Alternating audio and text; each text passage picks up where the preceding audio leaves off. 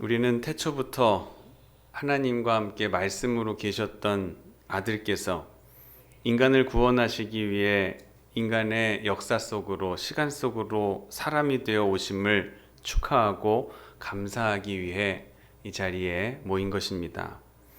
오늘 하나님의 자녀된 우리가 모여 드리는 이 예배는 어두움과 시련이 가득한 이 세상에서 구원을 갈망하는 우리 모두의 마음을 환하게 밝히시고자 하나님께서 당신의 아들을 우리 가운데 오셔 살게 하심으로써 하나님의 사랑과 영광을 드러내셨음을 기뻐하고 기념하며 다시 새롭게 하는 시간입니다. 뿐만 아니라 죄인인 우리가 하나님의 자녀로 불리게 되었다는 그 진리를 기쁘게 깨닫게 되는 순간이 되는 것입니다. 가난하고 비천한 사람들에게 하나님의 은총이, 또 죄인들에게는 구원의 빛이 내리고 있습니다. 우리 모두 가난하고 겸손한 마음으로 구유에 누이신 예수님을, 아기 예수님을 뵙고 경배드리는 이 예배가 되시기를 원합니다.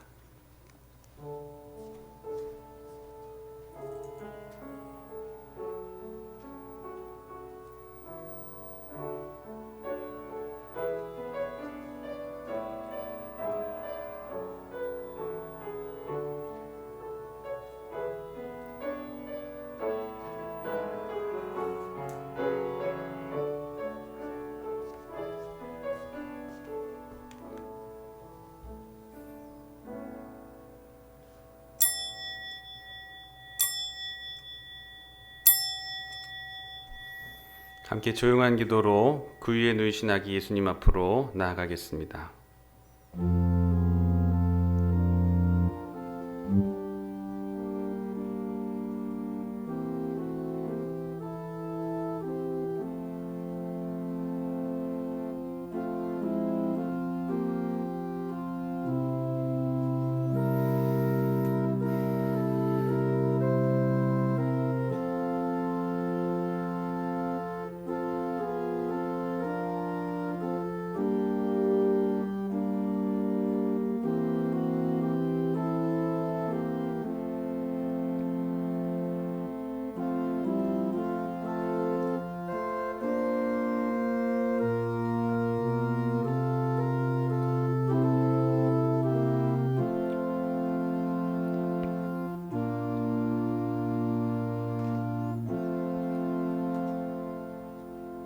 모든 사람에게 구원을 주시는 하나님의 은혜가 나타나 우리를 양육하시되 경건하지 않은 것과 이 세상 정욕을 다 버리고 신중함과 의로움과 경건함으로 이 세상에 살고 복스러운 소망과 우리의 크신 하나님 구주 예수 그리스도의 영광이 나타나심을 기다리게 하셨으니 그가 우리를 대신하여 자신을 주심은 모든 불법에서 우리를 속량하시고 우리를 깨끗게 하사 선한 일을 열심히 하는 자기 백성이 되게 하려 하심이니라. 아멘. 다 같이 자리에서 일어나셔서 찬송가 112장 성탄 찬송 드리시겠습니다.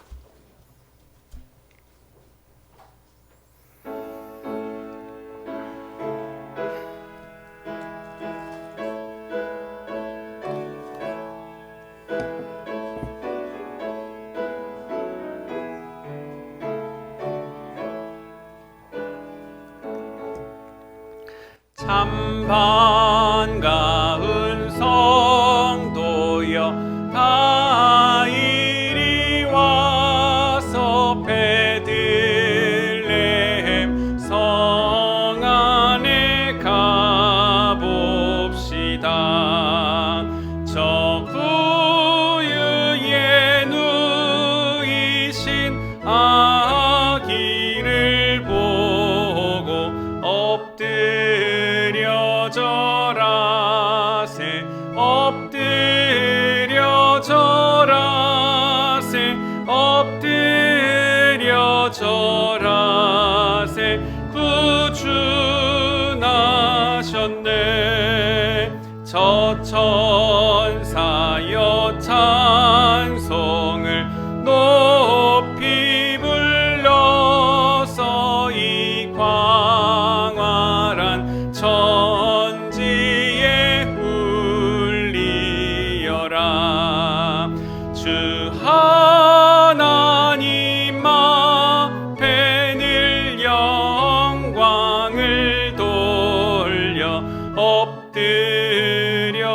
절하세 엎드려 절하세 엎드려 절하세 구주나셨네 이 세상에 주께서 탄생할 때에 참신과 참사람이 되시려고 저 동정녀 몸에서 나시었으니 엎드려 절하세 엎드려 절하세 엎드려 절하세 구주나셨네 여호와의 말씀이 육신을 입어 날 구원할 구주가 되셨도다 늘 감사한 찬송을 주 앞에 드려 엎드려 절하세 엎드려 절하세 엎드려 절하세 구주나셨네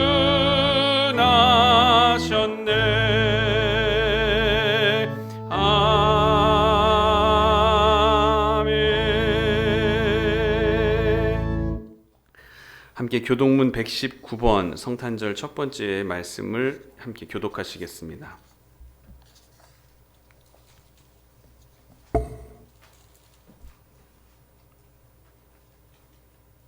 여호와의 영광이 나타나고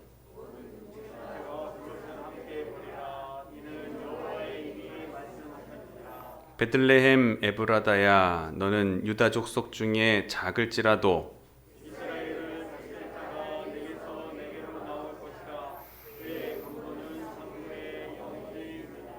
이는 한 아기가 우리에게 낳고 한 아들을 우리에게 주신 바 되었는데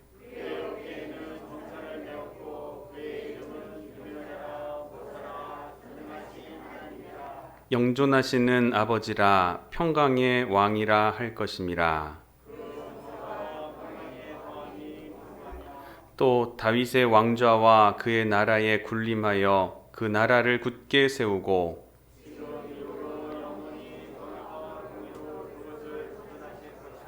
천사가 이르되 무서워하지 말라. 보라 내가 온 백성에게 미칠 큰 기쁨의 좋은 소식을 너희에게 전하노라.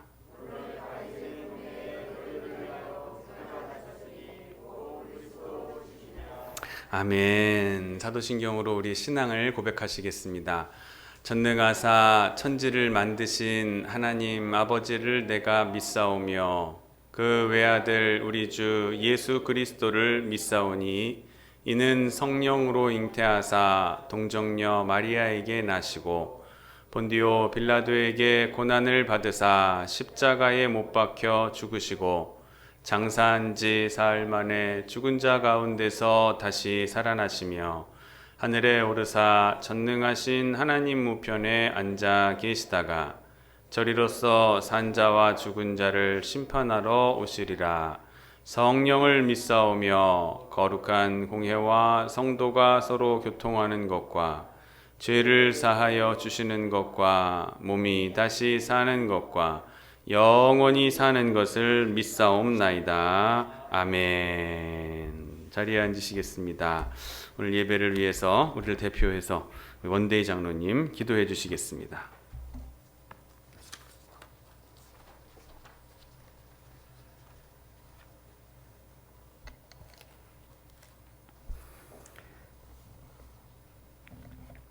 지극히 높은 곳에서 하나님께 영광이요 땅에서는 기뻐하심을 입은 사람들 중에 평화로다. 고맙고 감사하신 주님, 2000년 전 우리의 죄를 위하여 이 땅에 오신 아기 예수님 탄생을 기뻐하며 찬양과 경배를 드립니다. 우리의 죄를 대속하시기 위하여 하늘 영광을 버리시고 낮고 천한 우리를 친히 임하셔서 생명을 아낌없이 내어주신 사랑의 주님, 성탄의 기쁜 소식이 온 세상에 널리 퍼지게 하시고 사망과 절망과 고통에 쌓인 자들에게 생명과 진리의 빛으로 오신 것을 알게 하옵소서. 사랑의 하나님, 성탄절을 맞이하여 코로나로 어려운 경제와 몸이 불편한 성도와 여러 모양으로 힘들고 소외된 이웃에게 하나님의 놀라운 위로하심이 함께 하시기를 간절히 소원합니다. 성탄을 기뻐하는 우리의 마음에 예수님의 사랑이 넘치게 하옵소서. 아무 소망이 없이 방황하는 모든 영혼들에게 길이요 진리요 생명이 되신 예수 그리스도의 복음을 담대히 선포하게 하시고 이웃들의 아픔을 함께 나누고 그들의 필요를 채워주시는 빛과 소금의 역할을 감당하기에 부족함이 없는 귀하고 복된 태장교회 되게 하여 주시기를 간절히 소망합니다. 성탄을 맞이하는 우리의 삶의 자리에 예수님 화목케 하심의 역사가 나타나기를 소망합니다. 이 기쁜 소식을 북녘 땅에도 성탄의 복음의 빛을 비추게 하시며 한마음 한뜻으로 민족과 열방을 위하여 기도하는 우리 모두가 되게 하여 주시며 하루속히 평화 통일이 되어 예수님의 탄생을 전하는 우리 모두가 되게 하시며 하나님께 주님의 나라를 유혹으로 받는 저희 민족이 되게 하시며 주님 안에 하나 되어 함께 기도함으로 이전의 영성의 회복과 영적 부흥을 이루게 하시며 이 나라 이 민족을 사랑하시어 경제, 사회, 문화, 교육, 국방에도 함께 하시며 대통령과 위정자들이 국민을 위한 정치가 되게 하시고 사상과 이념을 버리고 나라를 위하여 하나님을 두려워하는 자들로 삼아주시고 분열된 공동체가 십자가의 은혜로 하나 되게 하옵소서. 믿음이 회복되고 말씀과 기도의 능력으로 어려운 시기를 잘 견디며 분별할 수 있는 능력을 받고 승리하는 우리 모두가 되게 하옵소서. 태장교회를 사랑하시는 주님, 이곳에 교회를 세우게 하시고 오래전에 하나님의 계획하시고 인도하심에 주님의 은혜가 되게 하시며 이제 교육관 건축을 허락하시고 좋은 환경을 주셨사오니 남은 모든 일들 하나님의 섭리 안에 이루게 하시며 사랑의 열매, 봉사의 열매, 섬김의 열매, 충성의 열매, 헌신의 열매 가득 맺히게 하셔서 주님 앞에 온전히 봉헌할 수 있도록 우리의 믿음을 덧입혀 주셔서 주님이 주신 사명 잘 감당하여 이 지역의 빛과 소금의 역할을 감당하기에 부족함이 없는 넘치는 소문난 태장교회 되게 하여 주시옵소서. 이 시간 말씀을 들고 단위에 서신 목사님께 건강으로 함께 하시며 성령의 능력으로 붙들어 주셔서 선포하시는 말씀이 우리에게 큰 은혜와 깨달음이 되게 하시고 말씀을 듣는 이 성탄 예배를 통하여 우리의 심령이 변화되고 새로워져 천국의 소망을 꿈꾸며 살아가는 믿음이 결단되게 하여 주시옵소서. 우리를 죄에서 구원하신 예수 그리스도의 이름으로 간절히 기도드립니다. 아멘.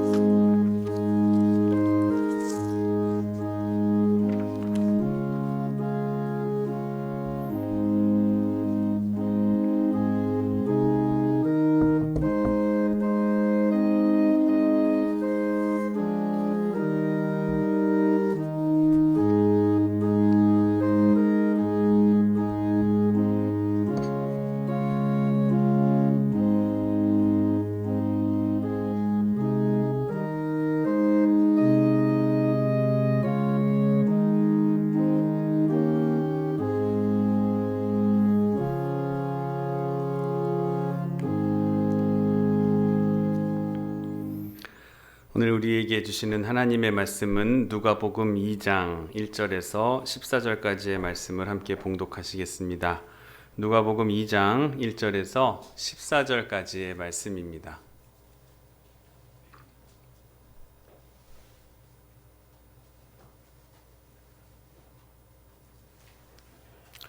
누가복음 2장 1절에서 14절까지 말씀입니다. 저와 여러분 한 절씩 교독하며 14절까지 봉독하겠습니다.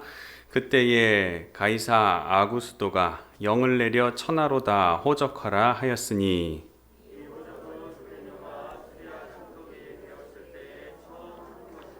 모든 사람이 호적하러 각각 고향으로 돌아가매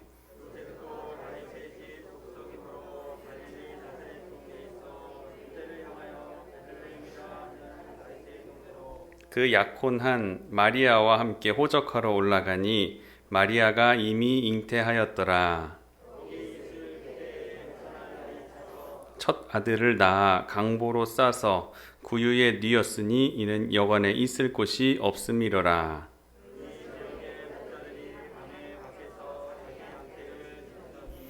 주의 사자가 곁에 서고 주의 영광이 그들을 두루 비추매 크게 무서워하는지라.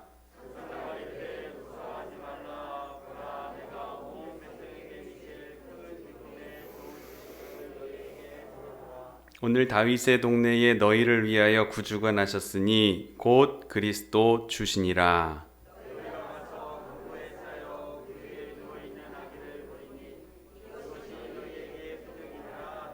호련히 수많은 천군이 그 천사들과 함께 하나님을 찬송하며 이르되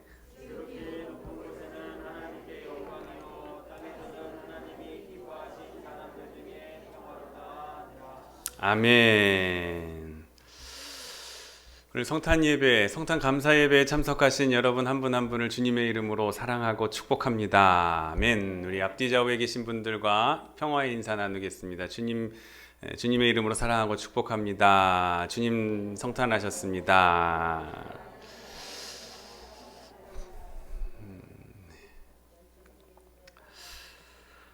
오늘 누가복음 2장 1절에서 14절까지의 본문을 가지고 성탄의 표적이라는 제목으로 하나님의 말씀 증거하도록 하겠습니다. 말씀을 통해서 깊은 은혜와 깨달음을, 성탄의 기쁨 누리시는 이 시간 되시기를 주님의 이름으로 축복합니다. 오늘은 첫 번째 크리스마스 성탄일, 예수님께서 태어나셨을 그때를 한번 당일을 생각해 보려고 합니다. 그러니까 우리들의 마음의 눈을 높게 들어서 구유 마국간 위에 떠 있는 베들레헴 높은 곳에서 아기 예수님께서 나신 나타냈던 별을 우리도 마음의 눈을 들어가지고 한번 쳐다보고 바라보고, 또 우리의 귀를 아주 쫑긋 세워서 목자들에게 예수님의 탄생 이야기가 들려졌을 그 소식에 한번 우리도 들었다 생각하면서 상상하며 오늘 말씀을 들어보기를 원합니다. 당시 베들레헴에는 황제의 명령에 따라서 호적 등록을 하기 위해서 유대인들이 많이 운집해 있는 그런 상태였습니다. 그런 가운데 젊은 부부가 고향 땅에 호적을 등재하러 이렇게 왔습니다. 고향으로 돌아왔어요. 부인은 마리아였고 마리아는 만삭의 상태였습니다. 남들은 성큼성큼 걷는 걸음으로 일찌감치 도착해서 숙소를 잡았지만 이 젊은 부인이 만삭이니 빠르게 걸을 수가 있었겠습니까? 나귀를 타고 이동을 했다고는 상상을 해보더라도 조금 가다가 쉬고, 조금 가다 또 피곤하면 쉬고, 배에서 막 아이가 발로 차면은 또 잠깐만 쉬었다 가자고 그러겠고, 그랬지 않겠어요? 만삭이기 때문에 빠르게 이동할 수가 없었을 거라는 생각이 들었습니다. 그리고 뒤뚱뒤뚱거리는 나귀 위에 타고 온다는 것이 태아에게도 무리가 되고 산모에게도 무리가 되지 않았겠습니까? 그러니까 천천히 요셉은 아마 마리아를 잘 정성으로 보필하면서 고향 땅 베들레헴까지 왔을 거라 그렇게 상상을 해봤습니다. 뒤늦게 도착하고 밤늦게 도착해서 이 여관 저 여관 돌아다니면서 유할 곳을 한번 찾아보았죠. 곧 아기가 나올 것 같은 산기가 있는 아내를 보면서 마음은 급했지만 물어보는 곳마다 다 방은 없다 그러고 번번이 거절을 당하고 나서야 사태의 심각성을 느끼게 되었을 겁니다. 그래서 겨우겨우 사정해서 밤이슬을 피할 만한 마곡간에 들어와 눕게 됐습니다. 근데 갑자기 아내의 진통이 시작되고 얼마 지나지 않아 아내는 거기서 아기를 낳아 요람을 대신할 만한 곳이 따로 없어 말구유, 말과 소들이 먹이를 먹는 그 침 묻은 짐승의 침이 묻어 있는 그 말구유에 예수님을 강보에 쌓여 아기를 눕히게 됩니다. 들어있던 목자들이 천사들의 음성을 듣고 첫 번째로 찾아와서 아기 예수님께 경배를 드립니다. 여기에는 참 깊은 메시지가 담겨 있습니다. 2000년 전에 한 아기가 태어나는 과정 속에 그 사건 속에 말씀이 계셨고 계시가 있었고 또 그에 대한 응답이 있었다라는 사실입니다. 오늘 그 말씀의 뜻을 깨닫고 읽을 줄 알고 또 응답할 줄 아는 그런 성탄절이 되어보려고 합니다. 흔히 우리는 급격한 변화를 기대할 때가 많이 있습니다. 기적적인 어떠한 일이 일어나고 극적으로 어떤 천지가 개벽되는 일이라도 일어나서 우리의 삶을 좀 변화받기를 기대합니다. 여행을 좋아하시는 분들, 유럽 여행을 많이 가보신 분들, 유적지들을 많이 다녀오시는 것을 보게 됩니다. 그 중에서 로마의 남쪽 나폴리항 근처에 있는 폼페이라는 도시를 다녀오신 분들이 많이 있으실 거예요. 이 도시에는 집 같은 것이 한 채도 남아있지 않습니다. 옛날에 도시가 있었음을 짐작할 수 있는 흔적만 그곳에 남아 있다고 하죠. 이런 잔흔 위에서 세워진 옛 모습의 도시를 한번 상상해 보면 얼마나 아름다운 도시가 그곳에 세워져 있었던가. 이것을 돌아보신 분들은 요즘 말로 말하면 도시계획이라고 그러죠. 계획적으로 구획이 잘 정리된 그러한 도시였던가 하고 감탄하지 않을 수가 없었다라고 하는 것을 들읍니다. 거기에는 운동 경기장도 있고 연회장도 있고 호텔 같은 곳도 있고 술집들, 공중 목욕탕까지 모든 것을 완벽하게 갖춘 환락의 도시였습니다. 더욱 놀라운 것은 그 당시 상수도 시설이 그곳에 존재했다라는 것이죠. 우리나라로 치면 삼국시대라고 해봐야 지금으로부터 1500년 전 그렇게 되는 그때 이 사람들은 2000년 전에 이미 상수도 시설을 갖추고 사용했다라는 것을 보면 폼페이가 얼마나 문명으로 발달되고 뛰어난 아름다운 도시였던가 짐작이 가실 거예요. 그러나 하나님께서는 이 죄악의 도시를 하루아침에 심판해 버리셨습니다. 화산이 폭발하면서 거대한 용암 분출물들이 도시 전체를 다 덮어버렸습니다. 그래서 서로 부둥켜 안고 있다가 죽은 사람들, 웅크리고 있다가 그대로 미라가 돼버린 개, 강아지들, 이런 모습 따위가 고스란히 미이라가 된 채 남아 있습니다. 목욕탕에서, 침실에서 그냥 그 상태로 그대로 돌이 된 사람들의 모습을 생생하게 볼 수가 있습니다. 하나님께서 심판하실 때에는, 죄악을 심판하실 때에는 이처럼 무섭게 심판하십니다. 역사하십니다. 노아의 때, 홍수의 때, 노아의 홍수의 때에도 마찬가지죠. 하나님께서는 물로 다 온 생물들을 쓸어버리셨습니다. 죄악이 하나님 앞에 달았던 그때에. 소돔과 고모라도 마찬가지입니다. 유황불을 내려서 온 생물들을 죽음의 바다, 사해로 만들어 버리셨어요.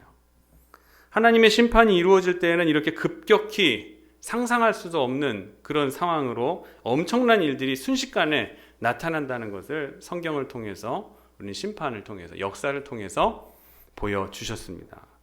그런데 이렇게 심판의 역사는 순간적인 데에 반해서 생명의 역사는 그렇지 않습니다. 구원의 역사는 이렇게 이루어지는 것이 아닙니다.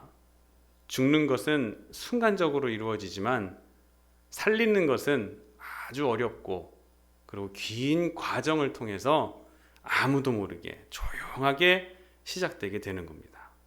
저 베들레헴 마국간에서부터 그 생명의 역사가 시작이 되는 거예요.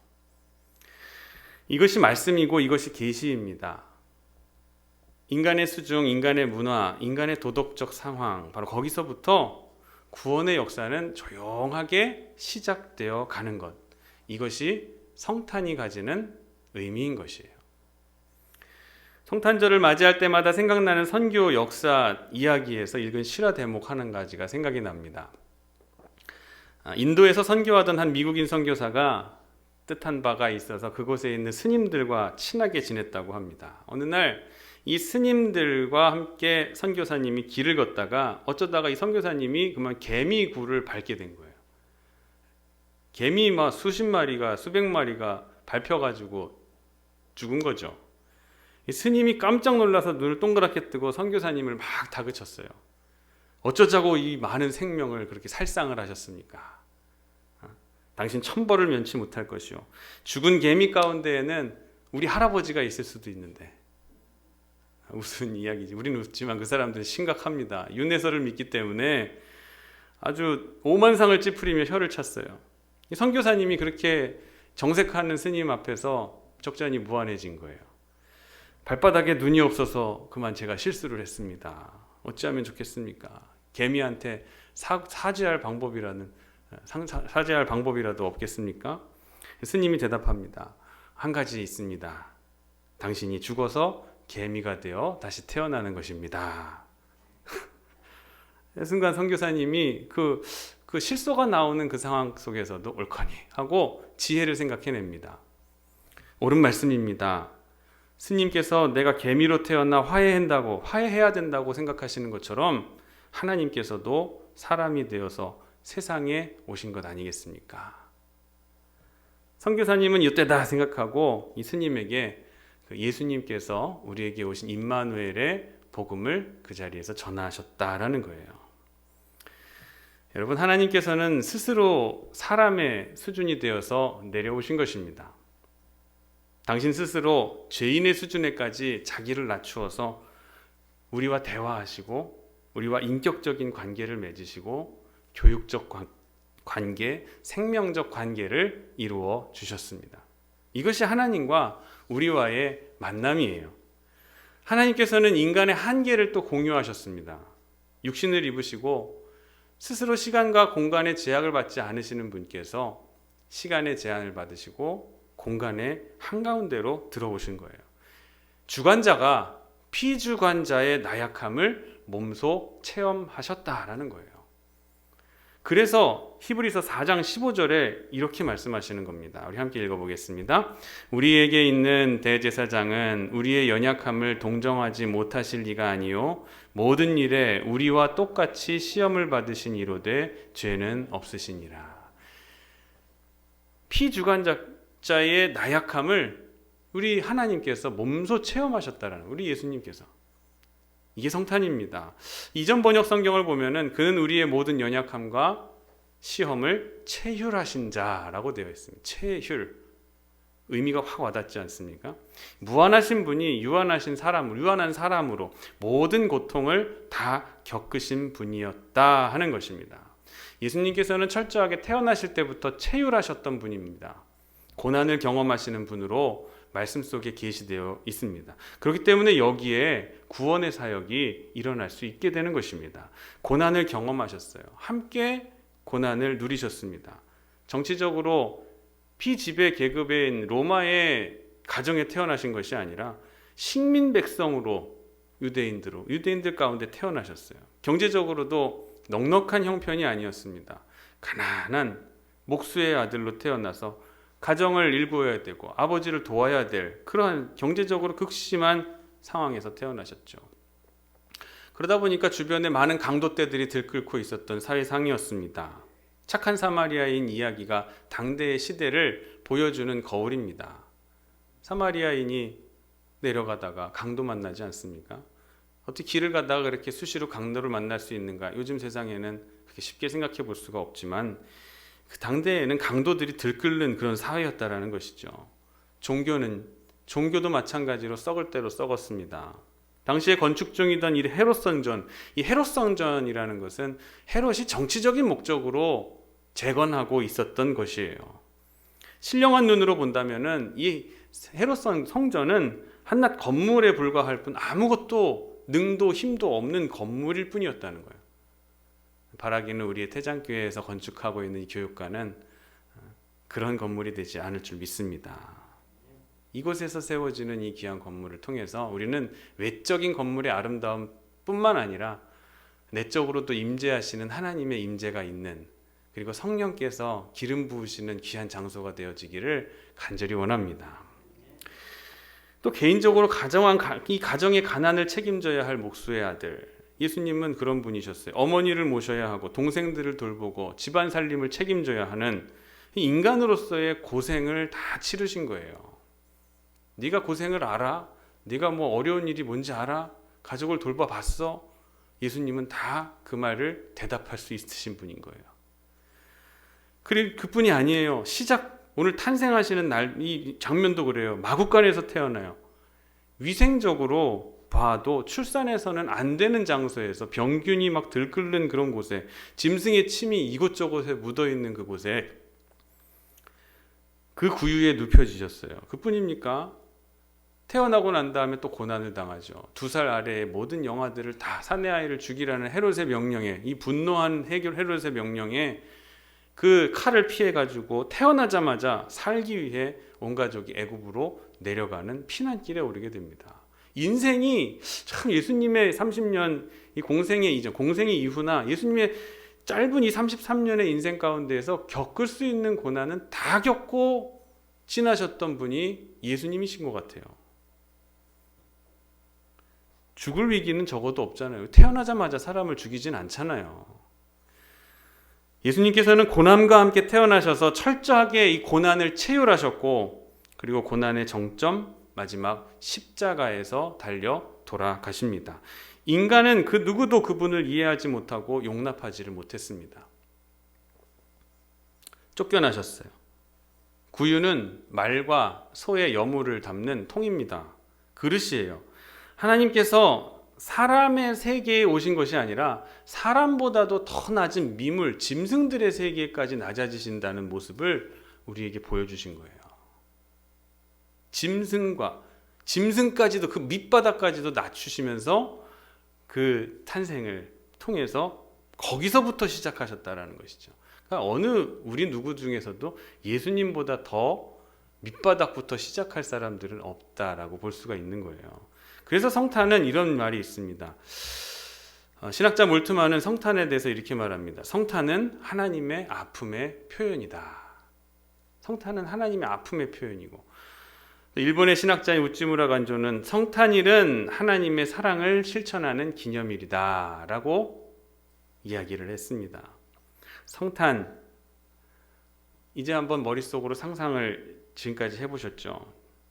크리스마스의 말구유 사건은 이처럼 귀한 뜻으로 또 귀한 의미로 우리에게 다가와야 하는 것입니다. 하나님께서 예수님으로 하여금 인생, 우리 삶의 인간의 일대를 경험하게 하시고 다 사이클을 경험하게 하시면서 새로운 인간상, 그리고 새로운 인간의 모습을 우리에게 보여주신 거예요. 인간이 어떻게 구원을 받아야 하는가를 계시해 주신 것이 바로 이것이야말로 말씀이고, 말씀으로 보아야 할 신앙 사건임을 기억하시기를 바랍니다. 하늘에는 영광, 땅에는 평화. 우리 성탄절만 되면은 이 문장을 인사처럼 또 이렇게 얘기를 쉽게 말합니다. 이 성탄의 메시지가 사실 이렇습니다. 천사가 전해준 소식이 바로 이거예요. 하늘의 영광, 땅에는 평화. 근데 여러분 이 말에 대해서 깊이 한번 생각하고 묵상해 보신 적이 있으십니까? 하늘에는 영광. 영광이라는 것이 뭐죠? 쉽게 말해 보면은 칭찬입니다. 칭찬.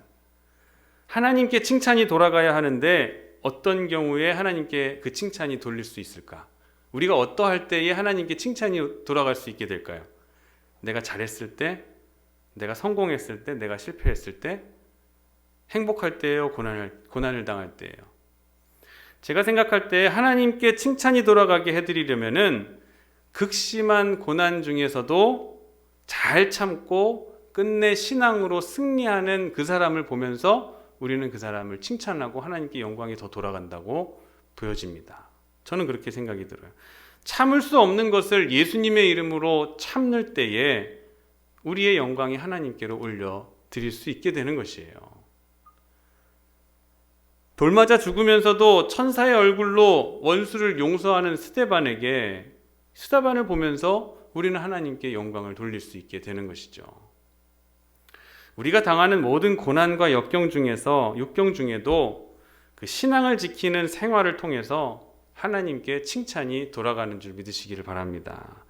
나의 신앙이 코로나 때문에 어쩔 수 없었다 하고 예배도 말씀도 기도 생활도 그냥 그저 어쩔 수 없다, 어쩔 수 없을 때였다라고 말하기보다는 그럼에도 불구하고 더 간절하게 주의를 성수하고 말씀을 사모하고 더 교회를 세워가고 더 간절히 기도하고 더 열심히 중보하면서 기도하게 될 때에 그때 여러분을 통해서 하나님께 칭찬이 올라간다라는 것이에요. 세상 사람들은 손해보지 않고 이익을 남기는 것이 똑똑하다, 지혜 있다라고 여깁니다. 그렇게 하면은 누구에게 칭찬이 돌아갑니까? 그 사람, 그 자신에게 칭찬이 돌아가요.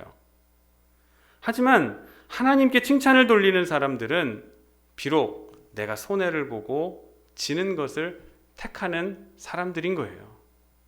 손해를 봐도 내가 보고 져도 내가 지는 것, 그것을 택하는 사람들이 하나님께 칭찬을 돌리는 사람들인 것입니다. 하나님께 칭찬을 돌리기 위해서 일부러 고난을 택하는 사람들, 그런 신자가 하나님께 영광을 돌려드리는 신자들인 것입니다. 하나님께 영광, 쉽게 얘기하지만 우리는 어려운 개념인 거예요. 있는 자가 없는 것처럼 하나님이 사람이 되시고 종이 되시고 죄인이 되시고 마국간에서 나시는 것, 그것이 하나님께 영광이라는 것에 담겨있는 의미인 것입니다. 그래야지 하나님께 영광이 돌아가게 되는 거예요. 자, 두 번째로 땅에는 평화가 있습니다. 땅에는 평화. 우린 평화를 너무 성급하게 요구할 때가 많이 있어요. 한번 만나서 악수하면은 평화가 되는 것 같고, 화끈하게 아까 말씀드렸던 것처럼 뭔가 일시에 화끈하게 기적적으로 번쩍하고 이루어졌으면 하는 것이 평화라고 생각합니다. 그래서 평화를 위해서 폭력도 써보고 혁명도 일으키면서 평화를 쟁취하겠다고 합니다. 또 파업도 벌여보고 전쟁도 한번 벌여봐서 이 평화를 좀 이루어 보려고 하는 것이 세상에서 말하는 평화입니다.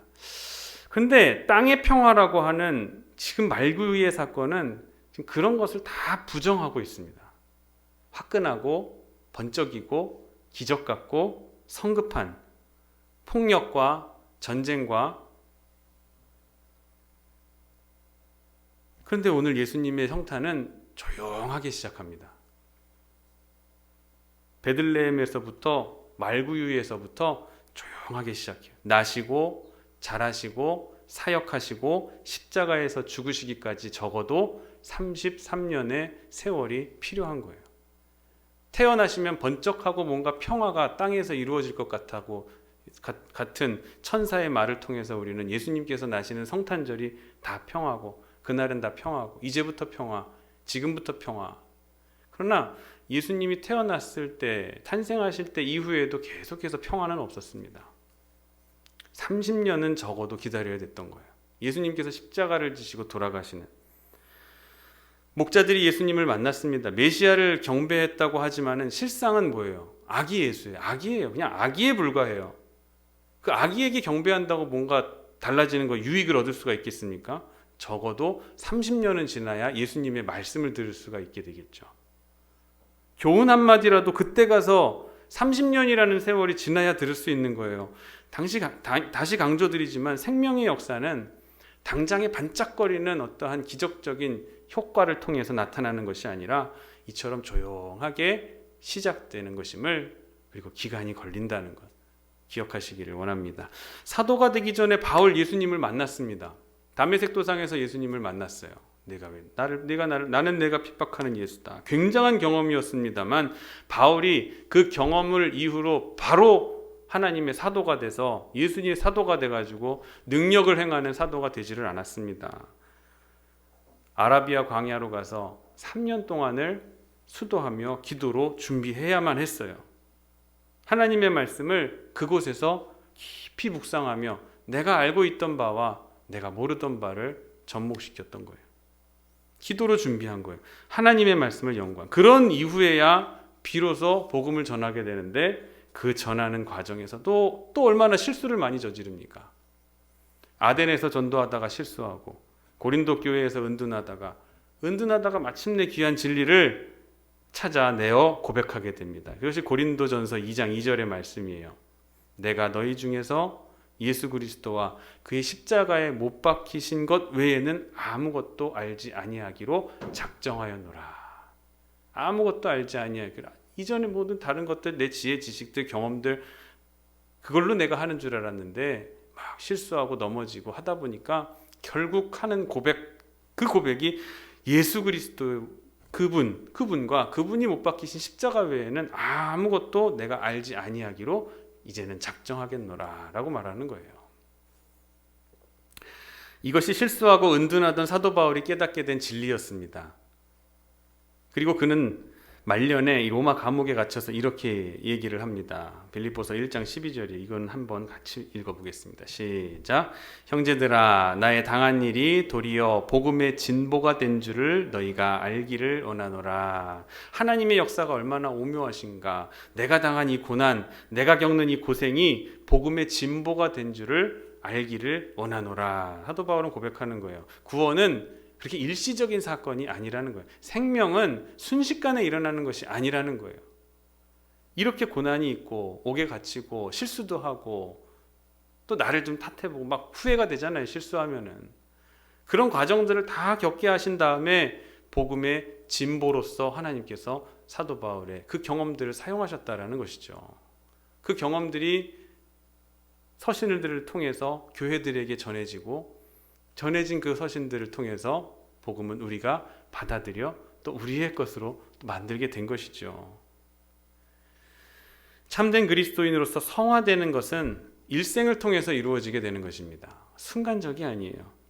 한 생명이 태어나서 성장하듯이 긴 세월을 두고 많은 사건들과 고난 속에서 경험 속에서 이게 다 이루어지는 거예요. 오늘 성탄의 표적이 무엇인가 하는 것을 또 우리가 보면은 은혜가 됩니다. 성탄의 표적이 말구유라라는 거예요. 생각해 보세요. 목자들에게 나타난 천사가 예수님이 나시고 메시아가 나셨는데 그분이 어떠한 분인가를 자세히 설명을 잘 안 해줍니다. 뭐 가면은 막 얼굴에 우리가 이제 성화를 보면은 아기 예수님의 얼굴에 막 광채가 나고 막 그런 모습으로 이제 그려져 있으니까 위대해 보이는 거지만 사실 뭐 아기가 무슨 광채가 있겠습니까? 그냥 누워 있는 거죠. 손에 뭐 여기다 메시아 써서 나타나는 것도 아니고 이마에 뭐가 새겨져 있는 것도 아니고 이게 뭔지를 어떻게 알 거예요? 이분이 메시아고 예수님이라는 사실, 하나님의 아들이라는 사실을 목자들이 무슨 증거로 알 거냐는 거죠. 천사가 근데 한 가지 징표를 얘기해 줍니다. 징표가 뭐예요? 함께 읽겠습니다. 너희가 가서 강보에 쌓여 구유에 뉘어 있는 아기를 보리니 이것이 너희에게 표적이니라 하되 표적이 뭐래요? 강보에 쌓여서 구유에 뉘어 있는 아기가 강보에 쌓여서 구유에 누워 있는 것 자체가 표적이라는 거예요. 베들레헴으로 가라. 예수가 나셨느니라. 유대 나라 왕이 나셨도다. 표징은 뭐예요? 말구유에 나셨다. 말구유에 누이셨다. 하기야 그래요. 요새 누가 아기를 말구유에다 누이겠습니까? 그것 자체가 특별한 거예요. 예수님밖에 없는 거예요. 말구유가 예수님의 표징이었음을 우리는 잊지 말아야 됩니다. 어떤 영광스러운 모습, 빛이 나고 막 글씨가 써져 있고 또는 그 부모가 뭐 어떤 대단한 왕궁에 살거나 뭐 왕이거나 뭐 그런 권세를 가진 자거나 그런 것을 통해서 표징을 삼았다면 오히려 의심스러웠을 거예요. 그러나 말구유에 나셨다라는 표징이 예수님, 말구유뿐 예수님이라는 이 말구유에 누워 있을 아기는 예수님 한 분뿐이밖에 없다는 거예요. 그렇게 낮아지고 그렇게 짐승의 통해서 자기를 낮추시는 것은 예수님밖에 없다라는 거죠. 그것을 잊어서는 안 된다는 거예요. 이것을 표징이라고 생각하고 또 한편에서 이 인간의 세상의 입장에서 한번 본다면은 이 세상이 얼마나 타락한 그 인간의 생명의 존엄에 대해서 무시하던 세상이었는가를 또 한번 볼 수가 있는 거예요. 엿볼 수가 있습니다. 예수님을 이렇게 누울 수밖에 없도록 만든 이 세상, 이런 취급을 한 세상은 정말 최악의 타락했던 세상이라고 볼 수밖에 없어요. 도덕적 타락 아니겠습니까? 몰 인정이고 몰 상식의 극치를 보이는 사건이에요. 이게 인간 파괴입니다. 만삭에 된 여인을, 만삭의 여인을 아무리 방이 없어도 그렇지 마구간에서 아기를 낳게 하다니, 이게 말이 되겠습니까? 그걸 가만히 놔둔 이 주인은, 그리고 두드리는 곳마다 방 없다고 한 이 사람들은 생명에 대한 최소한 예의와 존중도 없는 그런 막 가는 세상이었다라는 거예요. 지금과 크게 다를 바 없습니다. 생명의 존중이 되어지질 못하고, 인간의 파괴와 생명의 존중이, 2살 아래의 어린이들은 다 죽이라 그러고, 생명을 대하는 당대의 인간의 파괴의 정도가 어느 정도였는지를 우리가 엿볼 수가 있는 거예요. 그런 세상에서 예수님께서 잘하셨다는 거예요. 그런데 보십시오. 하나님께서는 그것부터 참으시는 거예요. 배척을 받으시되 배척하지 않으시고, 욕을 받으시되 그리고 참으시는 거예요. 욕을 하지 않으시고 다 참으시면서 조용하게 역사 가운데로 들어오시는 거예요. 베들레헴 그 마구간에서 하나의 미랄과 씨앗처럼 조용히 오시면서, 이게 이제 자라고 잎을 내고 열매를 맺으려면 30년이 이제 기다려야 되는 거예요. 30년. 이게 자라고 자라서 불과 300년이 되던 때에 예수님을 믿는 기독교가 그 핍박하던 로마의 국교가 되는 기적적인 역사가 일어나지 않았겠습니까? 온 세계가 그리스도 앞에 무릎을 꿇은 거예요. 예수님을 믿는 이 기독교가 로마의 국교로 인정받게 된 것, 이것에 대한 배경은 최대의 겸손, 낮아짐, 최대의 희생이 치러졌기 때문에 이것이 성장하여 열매가 맺게 된 줄을 믿으시기를 바랍니다. 여러분, 최근에 제가 강조하는 부분이 있습니다. 말씀드리는 부분이 있어요. 교회는 한 영혼을 사랑해야 됩니다 라는 거예요. 성도는 영혼을 사랑하고 영혼을 긍휼히 여길 줄을 알아야 한다는 것이에요. 하나님의 은혜를 아는 사람, 하나님의 은혜를 받은 사람은 지체를 사랑하는 사람이고, 그 지체를 사랑하는 사람은 언어 습관이 다른 사람의 것과는 다른다는 것으로 나타날 수밖에 없습니다. 따라서 은혜를 많이 받은 사람일수록 예쁜 언어를 사용할 수밖에 없어요. 나의 언어 습관을 한번 살펴보시기를 바랍니다. 들여다보시기를 바라요. 명령입니까? 권면입니까? 지적입니까? 용서입니까? 원인을 찾습니까? 아니면 허물을 덮어주십니까? 공감하십니까? 여러분, 냉철하고 판단력 있고 비판하는 말 잘하는 사람은 똑똑한 사람입니다. 지혜로운 똑똑한 사람이에요. 그러나 하나님 앞에는 똑똑한 성도가 필요한 것이 아니라 형제를 긍휼히 여기고 불쌍히 여기는, 그리고 사랑으로 돌볼 줄 아는 예쁜 말을 하는 성도가 하나님 앞에는 더 필요한 거예요. 여러분, 어느 때 참사랑이 있습니까? 어느 때 진실이 있어요? 말구유로 내려갔을 때의 참사랑과 진실이 있는 줄 믿으시기를 바랍니다. 인간의 한계를 깨고 저 미물의 자리까지 내려가야 하는 그런 겸손이 있어야지만이, 마구간에 말구유까지 내려가는 겸손이 있어야 거기에 누워 계신 예수님을 비로소 만날 수가 있게 되는 줄 믿으시기를 바랍니다. 그래야만 예수님의 음성을 들을 수 있는 거예요. 그 속에서 예수님의 성탄을 곁에서 지켜볼 수가 있게 되는 영광을 누리게 된다는 것을 꼭 기억하시기를 바랍니다. 하나님의 구원은 오묘하고 조용하고, 생명의 역사는 번개치듯이 찰나 같은 순간이 아닌 긴 기다림과 고뇌와 고난의 과정을 다 겪은 뒤에 얻게 되는 것이라는 것을 꼭 믿으시기를 바랍니다. 1950년대 중국에서의 교회 문이 닫히게 될 때 우리는 그곳에 교인이 하나도 남아있지 않을 거라고 예상했습니다. 그때 당시에 기독교인들, 중국의 기독교인이 300만이었습니다. 근데 오늘날 어때요? 1억에 넘는 성도들이 중국에서 신앙생활을 하고 있습니다. 하나님을 믿고 있어요. 하나님의 섭리는 오묘한 거예요. 독일은 또 어때요? 동서 독일의 개방을 두고 모두가 이게 베를린 담장이 허물어지는 것을 보고 굉장한 기적이라고 여기 생각했습니다. 그 정말 찰나의 순간에 번개같이 이루어진 통독이라고 사람들은 여겼어요. 그런데 그렇지 않습니다. 통일 이전에 벌써 그 20년 전부터 서독의 교회들이 교회의 예산의 40%들을 동독 교회에 보내고 보조하는 데 썼었습니다. 이미 20년 전부터 교회의 재산, 교회의 재정의 40%를 동족인 동독의 교회를 보조하는 데 썼다는 거예요. 그게 쉬운 것이 불가능한 겁니다. 불가능한 일이에요. 서독 정부가 이 일을 금해였기 때문에 목사님들이 비밀리에 왕래를 했어요. 옥에 갇힌 목사님들을 보석금을 주고 풀어내게 하고 석방시키는 이 일을 하다가 연간 700명 이상의 목사님들이 순교당했습니다. 아주 조용하게 구유 안에서 시작된 이 일이 마침내 동독과 서독의 담을 헐게 되는 귀한 역사로 화해의 역사를 이루게 된 것이에요. 우리는 모르지만 이러한 일들은 조용히 이루어지고 있습니다. 말씀을 맺겠습니다. 이야기 하나 들려드리면서 오늘 말씀 마치도록 하겠습니다.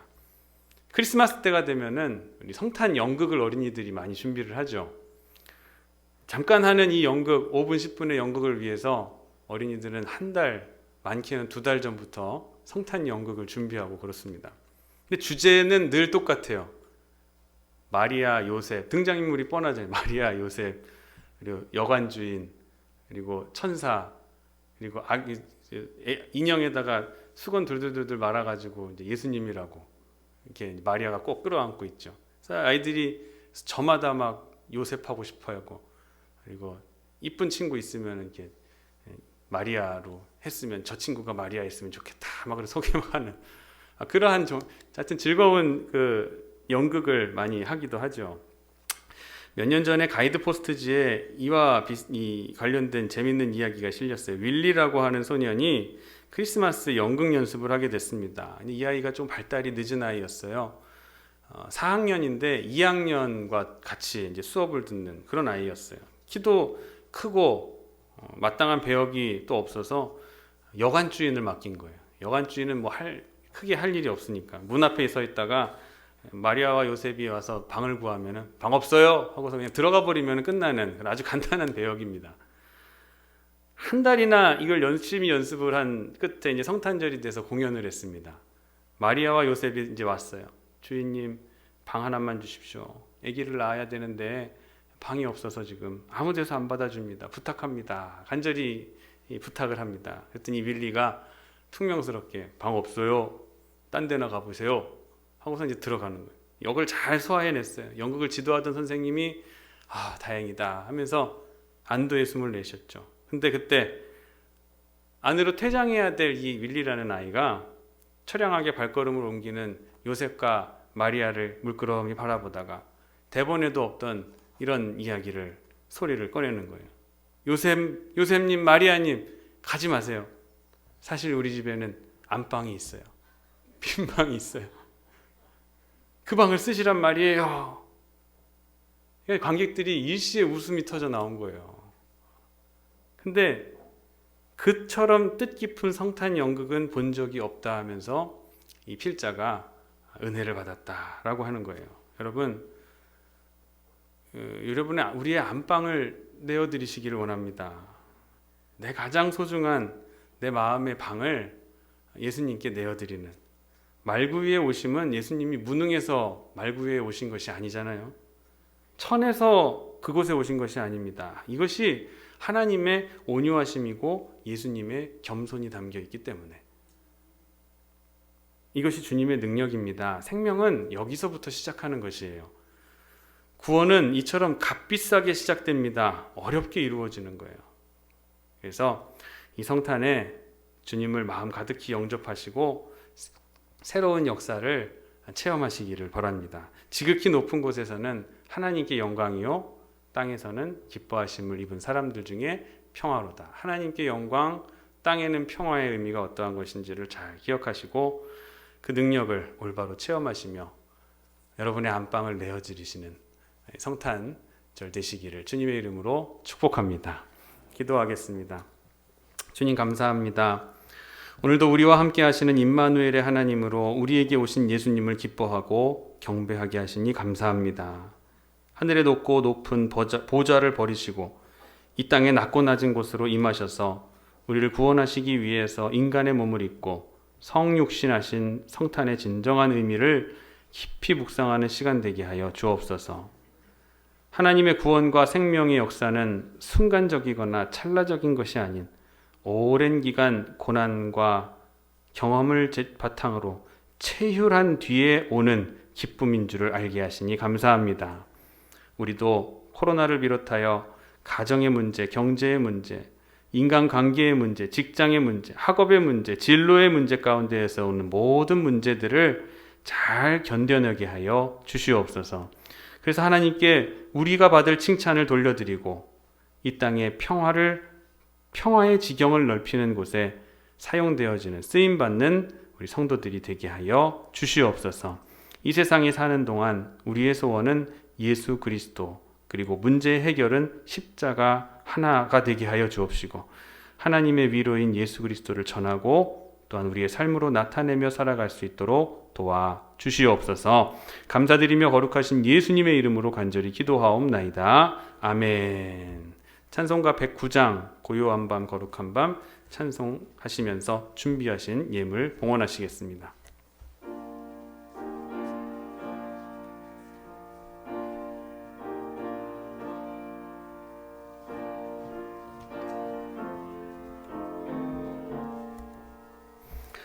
고요한 밤 거룩한 밤 어둠에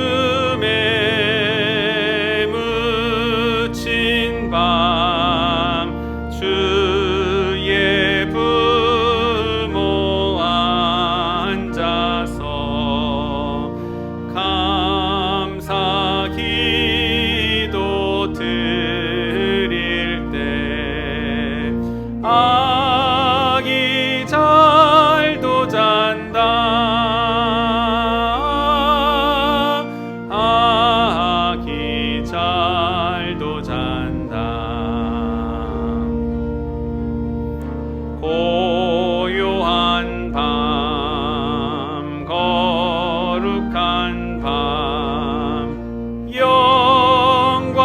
영광이 둘린 밤 천군 천사 나타나 기뻐 노래 불렀네.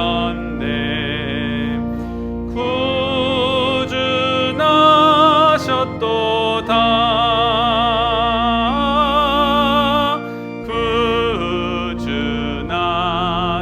구주나셨도다. 고요한 밤 거룩한 밤 동방의 박사들 별을 보고 찾아와 불어 경배 드렸네. 구주나셨도다.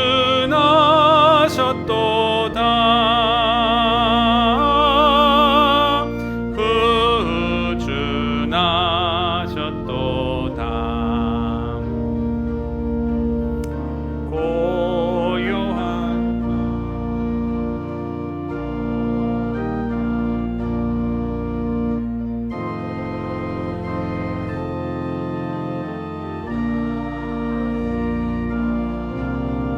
그의 얼굴 광채가 세상 빛이 되었네.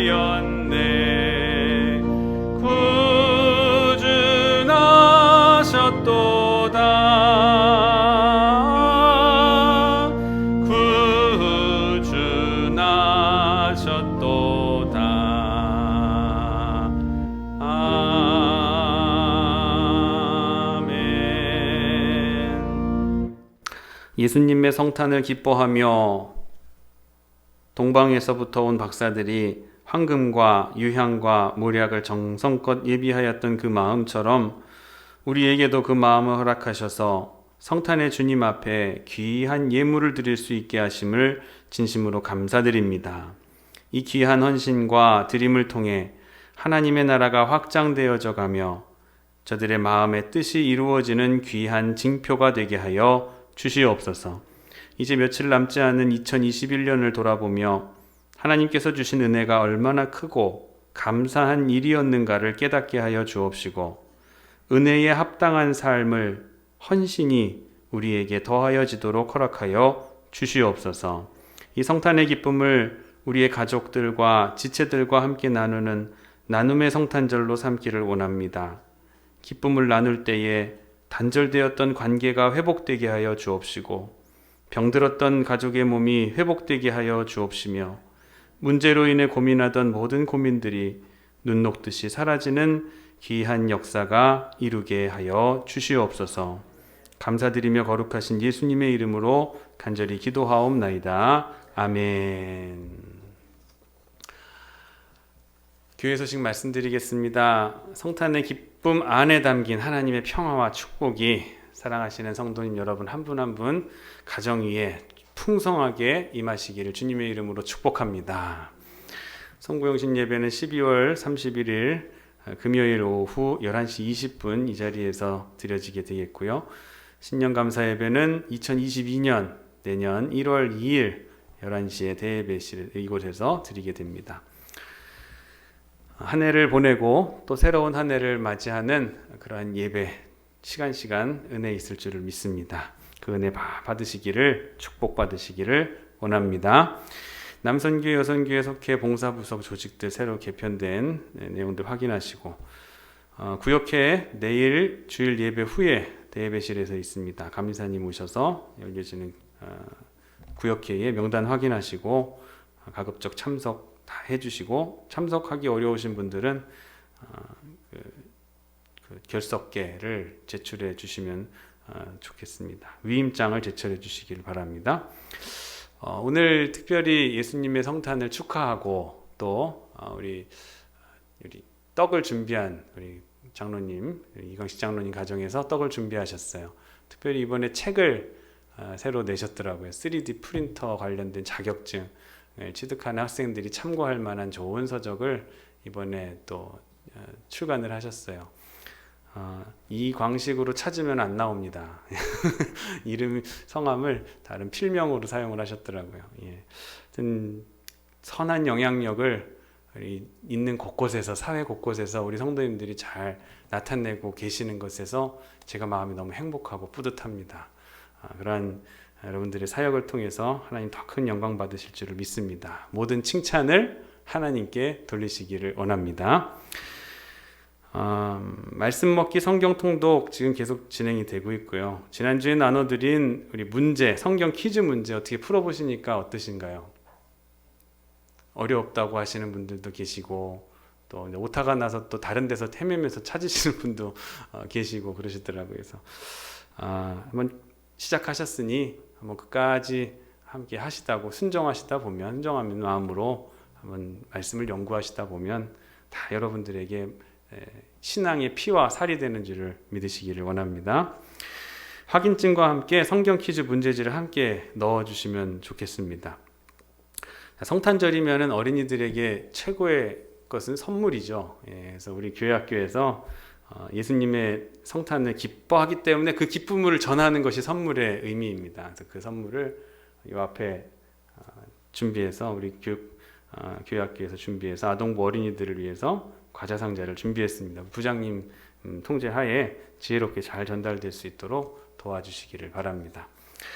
연말정산을 위한 기부금 영수증, 헌금 영수증 발급 원하시는 분은 로비에 비치된 신청서에 인적사항을 잘 작성하셔서 제출해 주시기를 바랍니다.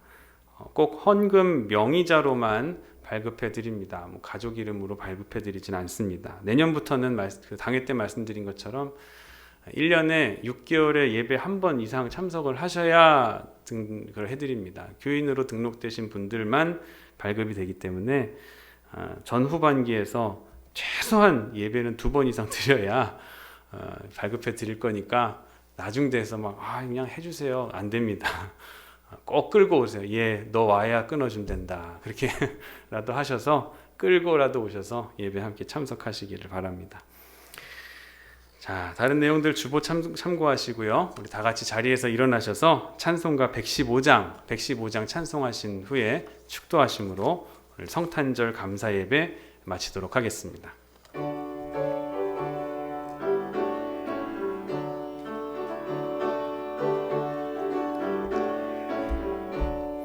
기쁘다 구주 오셨네 만 백성 맞으라 온 교회여 다 일어나 다 찬양하여라 다 찬양하여라 다 찬양하여라 구세주 탄생했으니 다 찬양하여라 이 세상에 만물들아 다 화답하여라 다 화답하여라 다 화답하여라 온 세상 죄를 사하려 주 예수 오셨네 죄와 슬픔 몰아내고 다 구원하시네 다 구원하시네 다 구원하시네 은혜와 진리 되신 주 다 주관하시니 만국 백성 구주 앞에 다 경배하여라 다 경배하여라 다 경배하여라.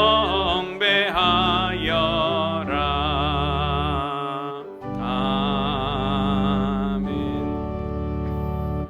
지금은 보냄을 받은 자의 모범이 되신 우리 구주 예수 그리스도의 은혜와 부족한 우리를 일꾼 삼으시고 세상으로 다시 보내시며 이 땅 가운데 예수님을 보내주셔서 낮은 자리로 내려가야 된다는 우리에게 메시지를 더해주신 하나님 아버지의 만극하신 사랑하심과 우리로 악을 버리고 선을 행하게 하시며 그 예수님이 가르치신 가르침대로 살아갈 수 있도록 도우시고 보호하시는 보혜사 성령님의 감화 감동 역사 내조 충만 교통 인도하심이 오늘 귀한 예물을 봉헌하며 아기 예수님의 성탄을 기뻐하고 하늘에는 영광 땅에는 평화의 의미를 알고 돌아가게 하시는 그 하나님의 은혜와 사랑이 지금으로부터 영원토록 함께 하시기를 간절히 축원하옵나이다. 아멘.